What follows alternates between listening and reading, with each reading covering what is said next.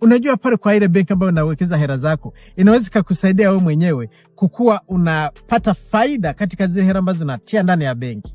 Kwa sasa hivi benki zote karibu hapa Marekani au Ulaya, sehemu zingine zote zile, wanahitaji watu wa kuweka hela ndani na wanakuambia faida ambazo unaweza kufaidia. Hicho ni kitu cha kwanza. Na kitu cha pili, unaweza kuchukua hizo hela unaanzisha ka business kwako ambako kata kuingizia.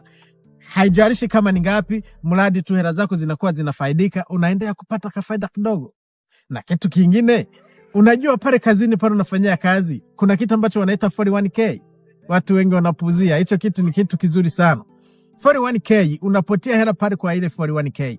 Wao wanazikutilia kwenye kampani, zile kampani nzuri kubwa ambazo zinaweza kuwa zinafaidika. Kila mwezi unakuwa unapata kafaida kidogo kanaongezeka na ile contribution yako. Yani mchango wako ule ambao unatia, na kuna kitu kingine ambacho wanaita matching. Yani una match kule kazi kwako, wanakutilia hela nao wakati unatia hela. Lakini kama utia hata $1, nao hawatakuja kutia hata $1.